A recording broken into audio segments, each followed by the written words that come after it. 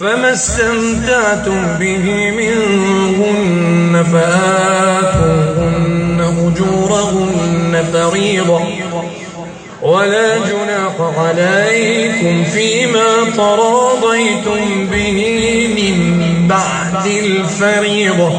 إن الله كان عليما حكيما ومن لم يستطع منكم طولا أن ينكح المحصنات المؤمنات فمما ملكت أيمانكم من فتياتكم